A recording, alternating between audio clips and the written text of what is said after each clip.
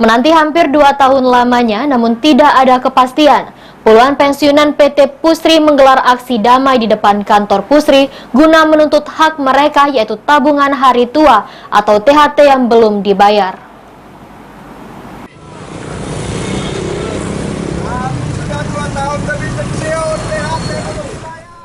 Dengan membawa spanduk, puluhan pensiunan Pusri melakukan orasi dan menggelar aksi damai di depan kantor Pusri. Aksi damai yang dilakukan oleh pensiunan Pusri ini terkait dengan belum dibayarnya tabungan hari tua atau THT hampir selama 2 tahun atau sejak tahun 2020.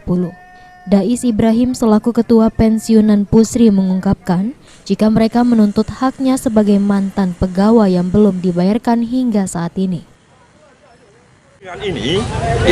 Ini pesan karyawan Pusri loh ya, karyawan PT Pusri, di mana salah satu haknya pada Pusri adalah punya tabungan hari tua yang disingkat THT.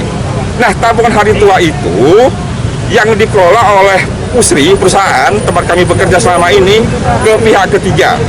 Sedangkan haknya karyawan adalah menerima pada saat SK pensiun diberikan. Jadi kami menuntut agar perusahaan bertanggung jawab membayarkan THT tersebut ke para pensiunan yang belum menerima THT-nya. Jadi sekarang ini sudah 2 tahun lebih. Terhitung pensiunan mulai tanggal 1 Agustus tahun 2020 sampai saat ini para pensiunan itu berjumlah sekitar 130 orang belum menerima THT-nya. Padahal itu adalah tabungan hari.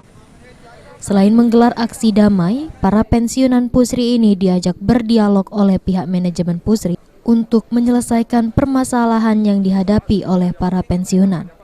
Sementara itu, pihak Pusri sendiri yang coba dikonfirmasi atas aksi ini tidak memberikan komentar apapun. Firman Hidayat, PAL TV.